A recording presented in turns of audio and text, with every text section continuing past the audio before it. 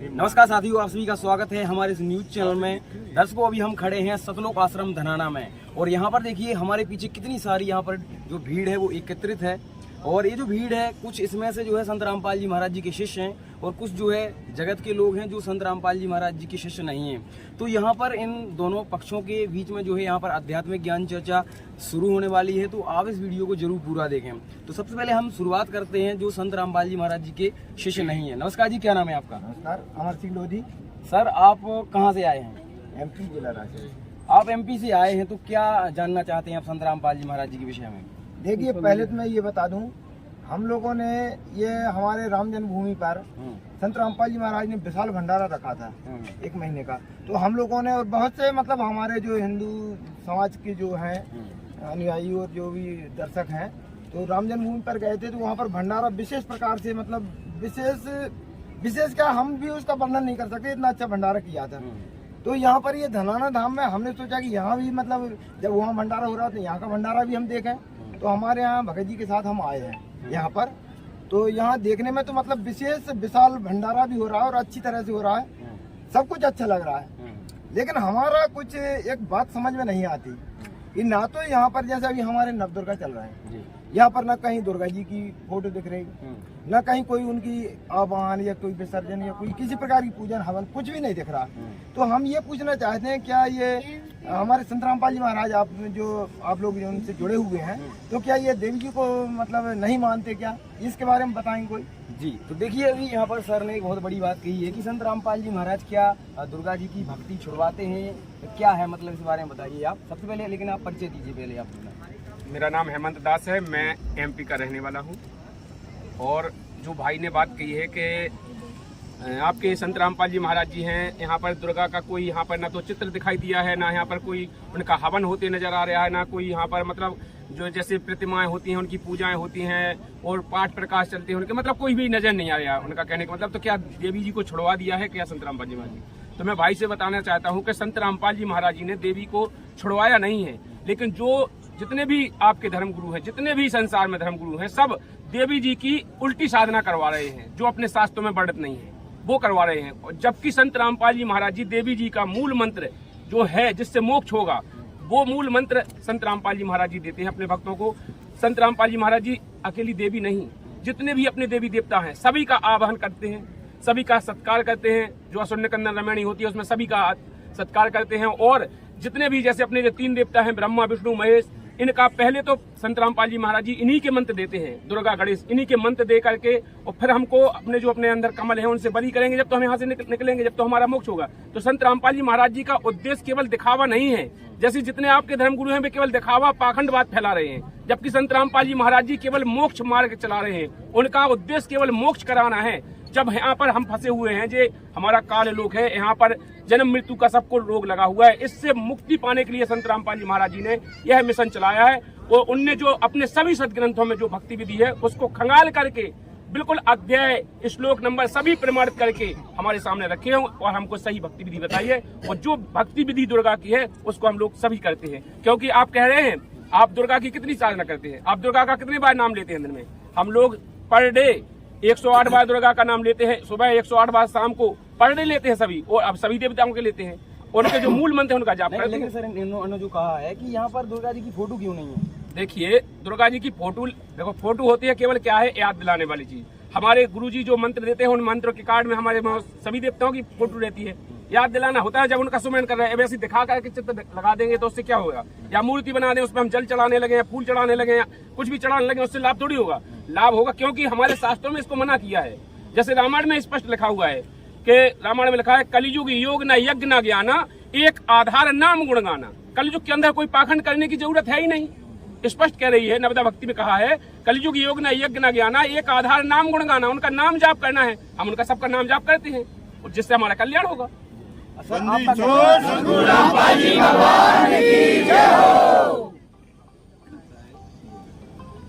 देखिए, भगत जी ने बताया जैसा कि शास्त्र अनुकूल भक्ति गुरु जी बताते हैं, और शास्त्रों में जब देवी जी खुद कह रही है कि उसी एकमात्र परमात्मा को जानो और सबको छोड़ दो, तो फिर देवी जी की आज्ञा का पालन हुआ क्या नहीं? मानस का जैसे चर्चा आया था, रामचरित मानस में रामचरित कह रहे हैं सोई सेवक प्रियतम मन सोई न मान का वो मेरा सेवक है जो मेरी आज्ञा माने। अब दुर्गा जी आज्ञा दे रही उस कर्म को जानो जिससे तुम्हारा कल्याण हो जाएगा। फिर वो पूजा जैसे हमने पहले से पूरा कहा कि कलयुग केवल नाम आधार है, केवल नाम का आधार है, तो नाम के बाद भक्ति तो कोई बताते हैं। फिर अब इनको ऑब्जेक्शन वाले तो भक्ति नहीं। देखिए सर, इनका कहना है कि देवी जी जो हैं वो किसी अन्य परमेश्वर की शरण में जाने के लिए बोल रही हैं। अब आप क्या कहना चाहोगे? देखिए हमारे यहाँ जैसे जगत गुरु शंकराचार्य थे स्वरूपानंद जी, अब तो मतलब सतलोक चलेगा, वो स्वर्ग चलेगा। सतलोक का तो हमको मालूम नहीं, वैसे आप लोगों को मुझे सुना सकते हो, तो वो तो स्वर्ग चलेगा। लेकिन वो भी राजराजेश्वरी जो कि दुर्गा जी की ही मतलब एक जैसे 9 देवियाँ रहती हैं, उन्हीं में से राजराजेश्वरी, उन्हीं की उपासना करते थे।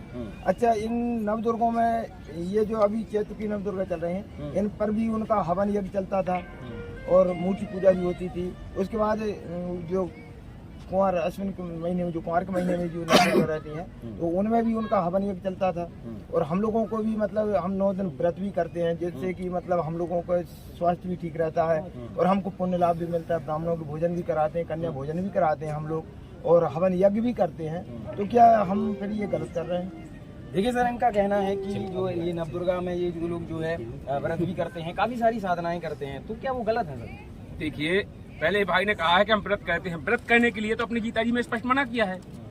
अपनी गीता जी जो हिंदू धर्म की, सनातन धर्म की मुख्य अपना ग्रंथ है गीता, तो गीता जी में स्पष्ट मना किया है। कहाँ मना किया है? गीता जी के श्लोक में लिखा हुआ है कि ना तो ज्यादा खाने वाले की भक्ति है, ना कम खाने वाले की है। इसलिए मतलब ना तो बिल्कुल भूखा मरना चाहिए, ना कम खाना चाहिए। मतलब साधक को अपनी साधना करना चाहिए और सिंपल रहना चाहिए। तो इसलिए स्पष्ट कहा है, तो हम क्यों मतलब मनमाना आचरण करें? ये तो मनमाना आचरण हुआ। देखो, व्रत करना या मतलब हवन आदि करना, ये हवन क्या होता है? हवन तो गुरुजी ने हमारे भी कराते हैं, हमारे यहाँ भी तो हवन होता है। हवन का मतलब ये थोड़ी है कि हम अगर लकड़ियों पे घी डाल दें तो हवन हो गया। हवन यज्ञ जैसे हमारे गुरुजी ज्योति जलाकर हवन यज्ञ कराते हैं, हमारे यहाँ हो रहा है। आप जा सकते हैं, आश्रम में देख सकते हैं, हमारे यहाँ तो क्विंटलों घी का हवन यज्ञ होता है। तो हवन यज्ञ करते हैं। ज्योति यज्ञ का ही प्रमाण क्या आप बता सकते हैं? कहीं प्रमाण? हाँ जी, हाँ, अपने सभी सदग्रंथों में ज्योति यज्ञ का प्रमाण है।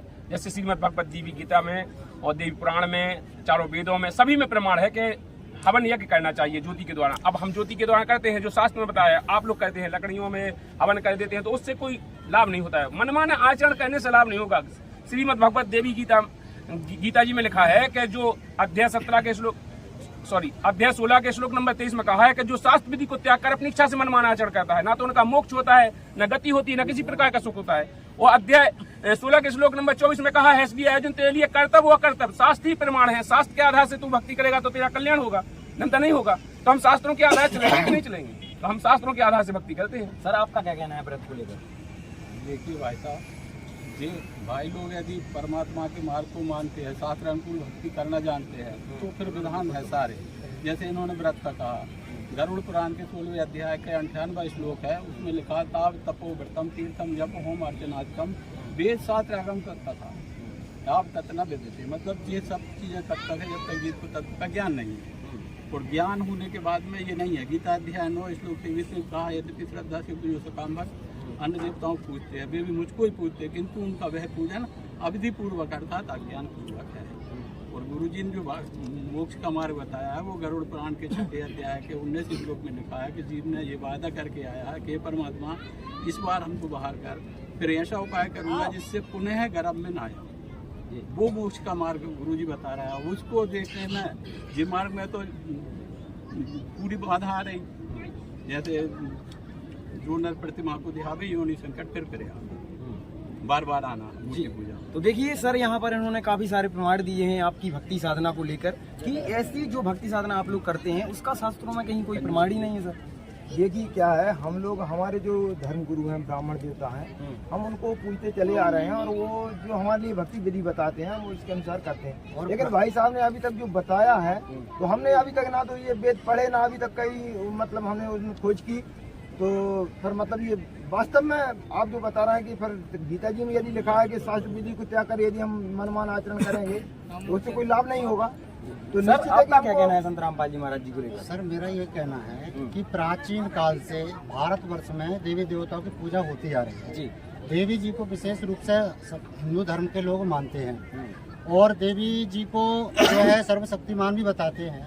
पर बात यह है कि ये भाई लोग जो है प्रमाण तो देते हैं बहुत सारी चीज़ों का कि ये भी यहाँ प्रमाण है वहाँ प्रमाण है। किसी भी सदग्रंथ के 2-4 श्लोक आप बोल देते हो तो क्या उससे सिद्ध हो जाता कि सारी बात आपकी सही है?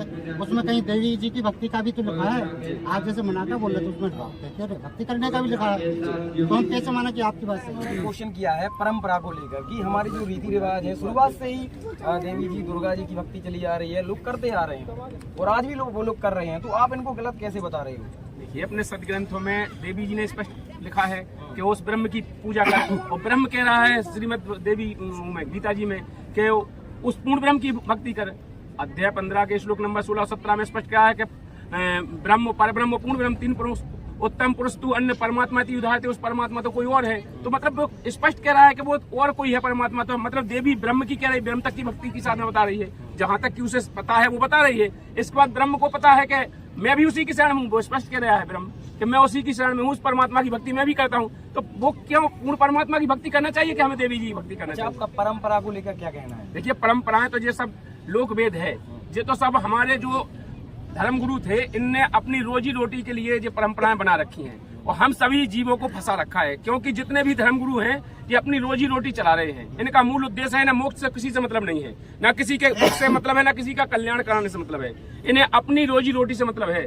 इन धर्मगुरुओं ने हमको फंसा रखा है इस परंपरा के चक्कर में। वो कहते हैं परंपरा नहीं टूटेंगी। क्यों?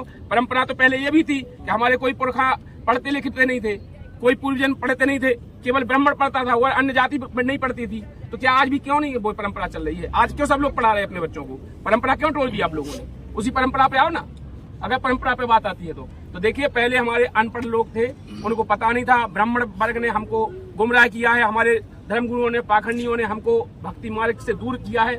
आज हम पढ़ लिख गए हैं, आज हम पढ़ लिख गए हैं तो हमको पता लगा है कि भक्ति क्या है, भक्ति कैसे करना चाहिए। देखिए भक्ति तो वो है जो शास्त्र के आधार से चले। जैसे शास्त्र के आधार से जो चले, जैसे अभी मैंने बताया था ना कि भक्ति के लिए तो नाम आधार है। कलयुग केवल नाम आधार है, सुमय सुमय न उतरे पारा। भक्ति का आधार ही नाम है ना, राम नाम का सुमन। यार राम नाम ऐसे कैसे मनमाने आचरण हो जाएगा? फिर गीता के अध्याय 16 का हमने जो 23 बोला था कि फिर मनमाने आचरण हो जाएगा। मनमाने आचरण से थोड़ी हम जाप करेंगे। जो हमारे गीता में गीता अध्याय 17 के श्लोक नंबर 23 में कहा है ओम तत्सत इति निर्देश, उस परमात्मा के लिए 3 प्रकार की भक्ति विधि होगी और जो 3 प्रकार की बताने वाला साधक होगा वो बताएगा, उसका अधिकारी होगा, उससे लाभ होगा। उसी ओम तत्सत थोड़ी है। ओम तो ओम है लेकिन तत्व सत 2 संकेतक हैं। वो तत्वदर्शी संत बताएगा। उस तत्वदर्शी संत के बारे में गीता जी में कहा है। अच्छा, आपके अनुसार भक्ति किसकी करनी चाहिए? भक्ति पूर्ण परमात्मा की करनी चाहिए। और सदगुरु के ये लोग पूर्ण परमात्मा को मानते हैं। अरे ये तो कौन कौन परमात्मा है? सब पूछो पूर्ण परमात्मा कौन है, बताएं भी पूर्ण परमात्मा कौन है? देवी जी को मानते हैं। अरे तो फिर ब्रह्मा विष्णु महेश को मानते हैं। पूर्ण परमात्मा कौन है? मैं यही तो कह रहा हूँ, पूर्ण परमात्मा कौन है? देवी जी है, ब्रह्मा जी है, विष्णु जी है, दुर्गा जी है, गणेश जी है। कोई है पूर्ण परमात्मा? इनसे पूछिए, बताइए सर।